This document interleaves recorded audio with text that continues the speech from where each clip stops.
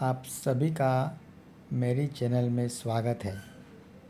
आज हरिनाम जाप की महिमा का दूसरा अध्याय चैप्टर 2 यहाँ मैं शुरू कर रहा हूँ। तो आइए मेरे साथ में जुड़ जाइए। हरे कृष्ण कृष्ण कृष्ण हरे हरे, हरे राम राम राम हरे हरे। अध्याय दूसरा, मुक्ति के लिए नाम जप। श्रील प्रभुपाद, जॉन लेनन, योको ओनो और जॉर्ज हैरिसन के बीच हरे कृष्ण जप संबंधी एक वार्तालाप। योको ओनो बोल रहे हैं, यदि हरे कृष्ण महामंत्र इतना शक्तिशाली मंत्र है तो फिर क्या अन्य मंत्रों के जप की कोई आवश्यकता है? मेरे कहने का अर्थ है कि आप इतने सारे भजनों, मंत्रों आदि की चर्चा करते रहे हैं, क्या किसी अन्य गीत अथवा मंत्र के जप का कोई लाभ है? श्रील प्रभुपाद जवाब दे रहे हैं, शास्त्रों में अनेक मंत्र है, परंतु इस कलयुग के लिए विशेषज्ञ इस हरे कृष्ण महामंत्र की संस्तुति की गई है। जैसे कि मैंने पहले भी तुम्हें बताया था कि पूर्व काल में ऋषि मुनि तंबूरा जैसे वाद्य यंत्र लेकर मंत्रों का उच्चार किया करते थे।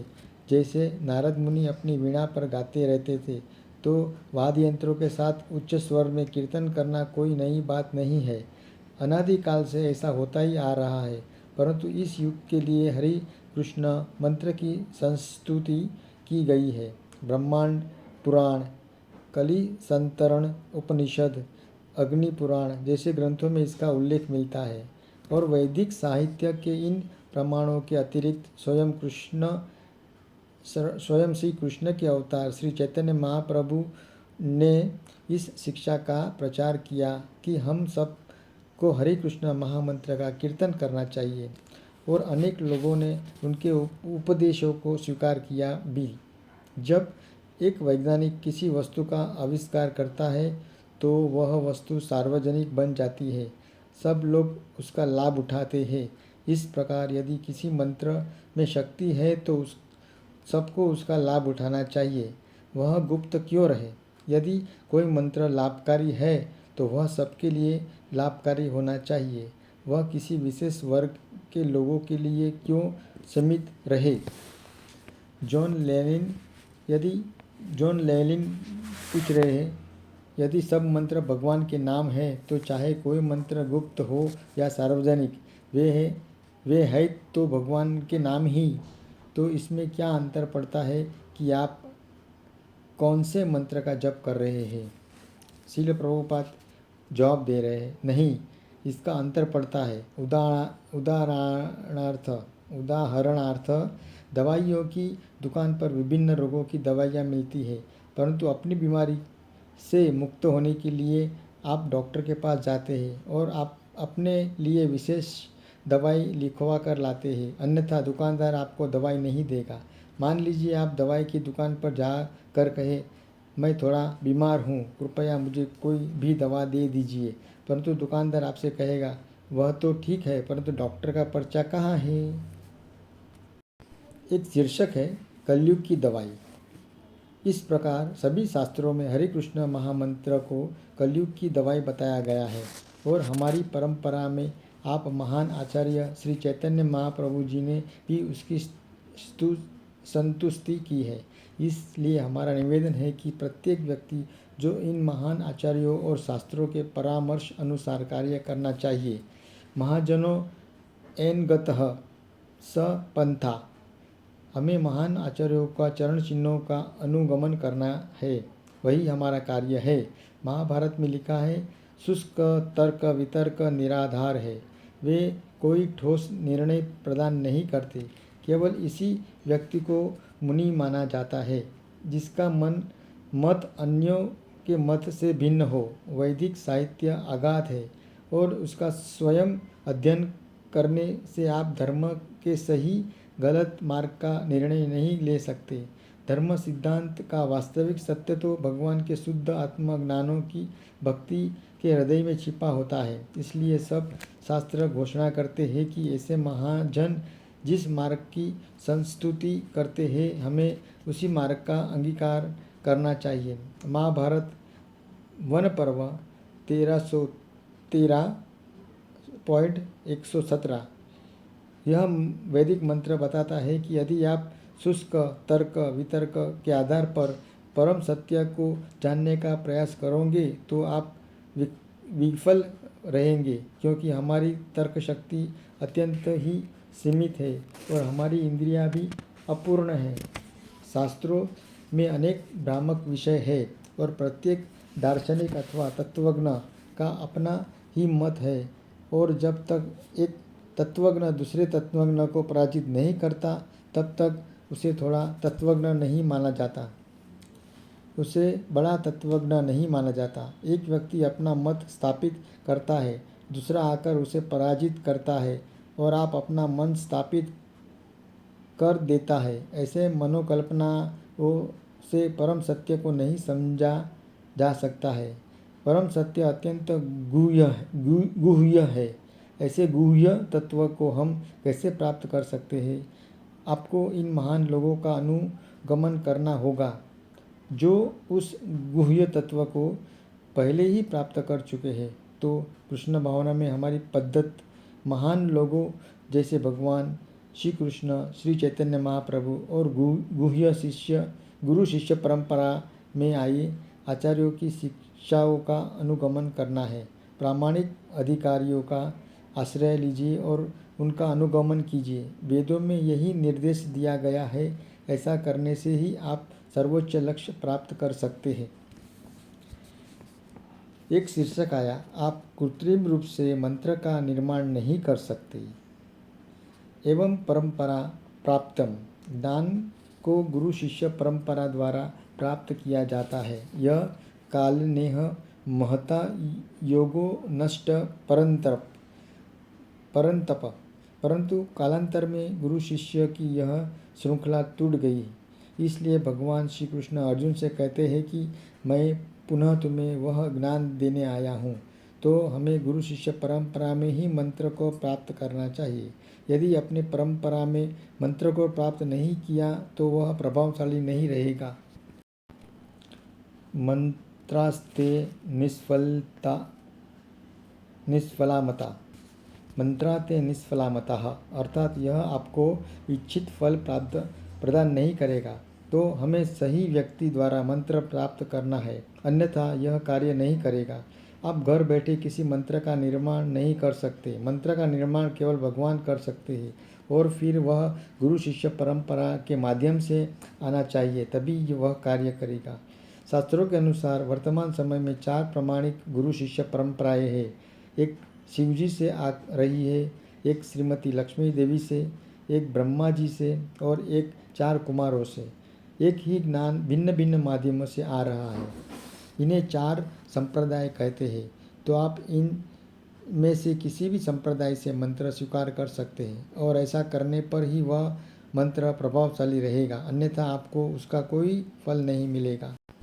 योको ओनो पूछ रहे हैं, यदि अपने आप में मंत्र ही इतना शक्तिशाली होता है तो फिर उसे किससे प्राप्त किया जाए या इससे क्या अंतर पड़ेगा? आप इससे प्राप्त करो या उससे प्राप्त करो, क्या अंतर पड़ेगा? शिल प्रभुपाद जवाब देते, नहीं अंतर पड़ेगा।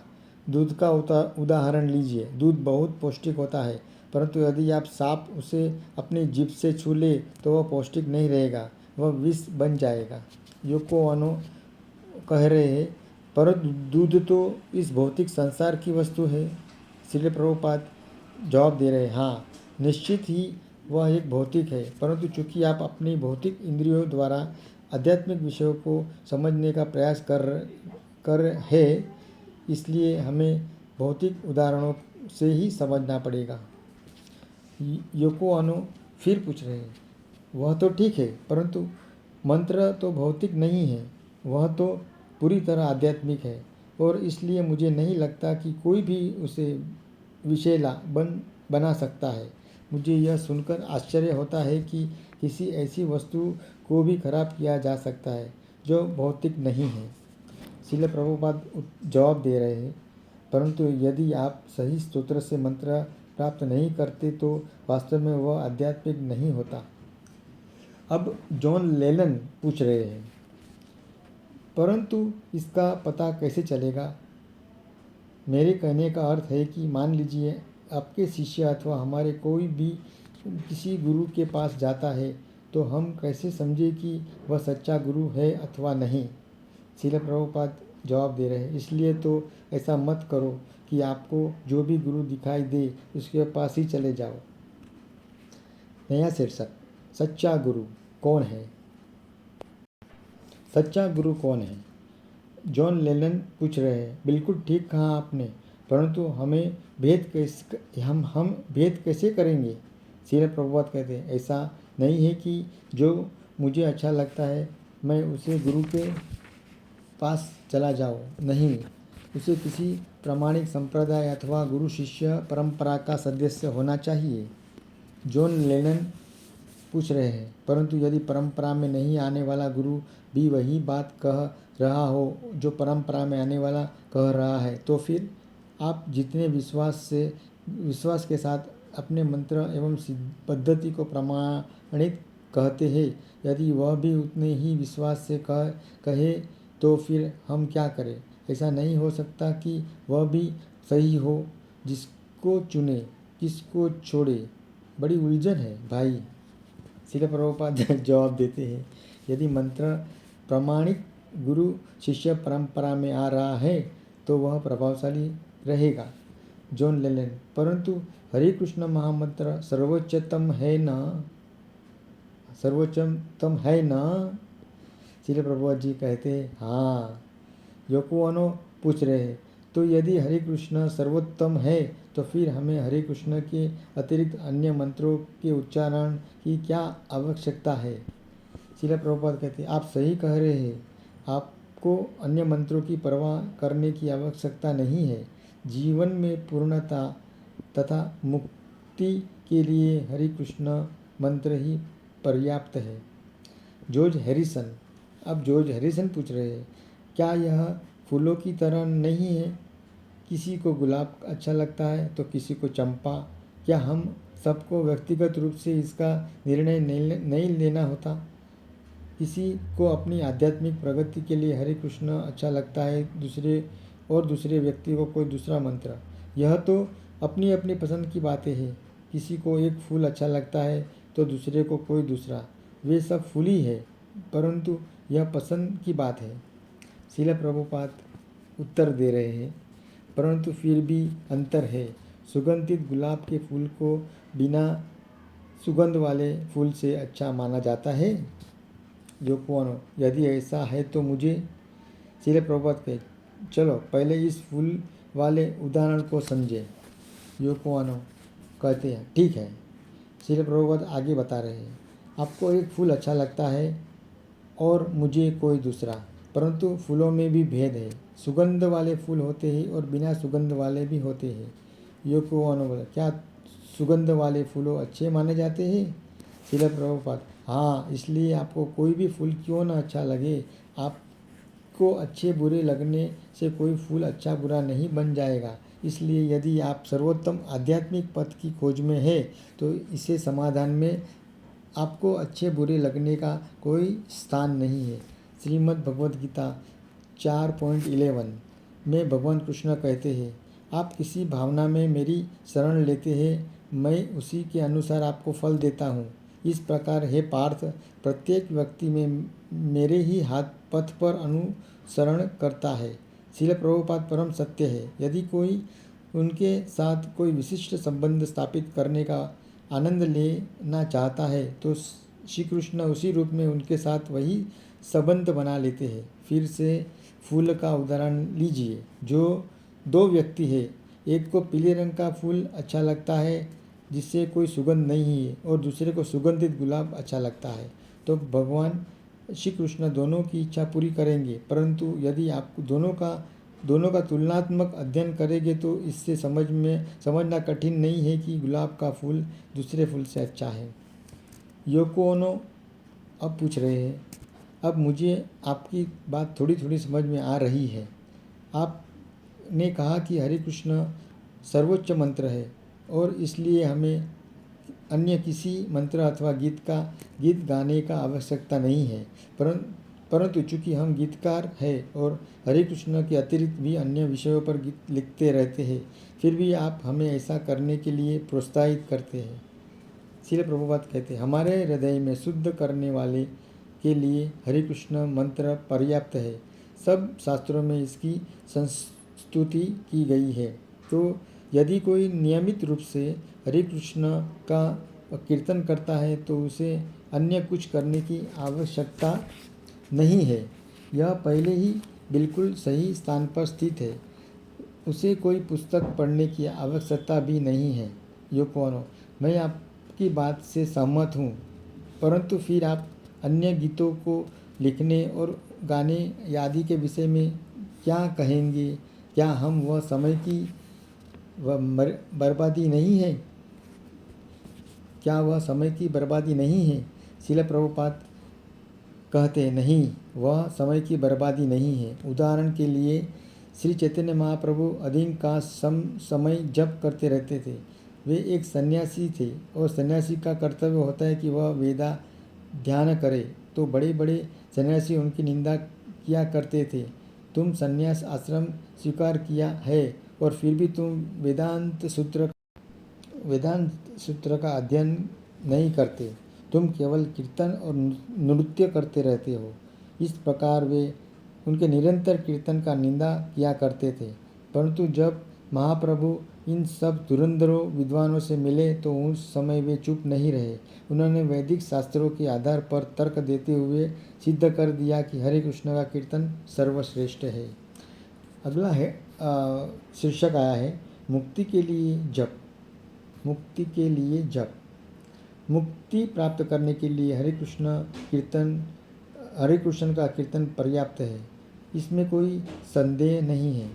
परंतु यदि कोई व्यक्ति शास्त्रों के तर्क द्वारा, अध्ययन द्वारा, वेदांत सूत्रों का द्वारा हरे कृष्ण मंत्र के महत्व को समझना चाहता है तो हमारे पास ऐसी जानकारियों को भी अभाव नहीं है। परंतु इसका अर्थ यह नहीं है कि हरे कृष्ण मंत्र कछुए दृष्टि से अपर्याप्त है, कुछ एक दृष्टि से अपर्याप्त है और इसकी आपूर्ति करने के लिए हम पुस्तक पढ़ने की सलाह देते हैं। हरे कृष्ण मंत्र पर्याप्त है और परंतु श्री चैतन्य महाप्रभु को अक्सर प्रकाशानंद सरस्वती तथा सर्वभौम भट्टाचार्य जैसे दिग्गज विद्वानों से भेंट करनी पड़ती थी और तब वे वेदांत के आधार पर तर्क वितर्क के साथ तैयार रहते थे। इसलिए हमें मूर्ख नहीं बनना है। यदि कोई वेदांत दर्शक के आधार पर तर्क करता है तो हमारे पास उसके उत्तर देने के लिए पर्याप्त ज्ञान होना चाहिए। प्रचार के दौरान हमें ऐसे अनेक लोगों का सामना करना पड़ेगा जो हमसे विभिन्न प्रश्न पूछेंगे। हमारे पास उनके उत्तर होने चाहिए, अन्यथा देखा जाए तो हरे कृष्ण मंत्र अपने आप में पर्याप्त है। इसका जप कीर्तन करने के लिए किसी भी प्रकार की शिक्षा, अध्ययन इत्यादि आवश्यकता नहीं है। केवल हरे कृष्ण का कीर्तन करने से आप सर्वोच्च पूर्णता प्राप्त कर सकते हैं, यह सत्य है। देखा श्रील प्रभुपाद जी ने किस तरह अच्छी तरह समझाया इन लोगों को और ये समझ भी गए। तभी उन्होंने जीवन भर भक्तों की सेवा, भक्ति, मंत्र सब करते हुए अपना जीवन व्यतीत किया। इस तरह आप भी कर सकते हैं। हरे कृष्ण कृष्ण कृष्ण हरे हरे, हरे राम राम राम हरे हरे। मंत्र इस तरह बोलिए या जप करिए या कीर्तन करिए। हरे कृष्ण कृष्ण कृष्ण हरे हरे, हरे राम राम राम हरे हरे। इस तरह ये वीडियो अगर आपको अच्छे लगे तो प्लीज़ लाइक, शेयर और सब्सक्राइब कीजिए। हरे कृष्णा, हरि बोल।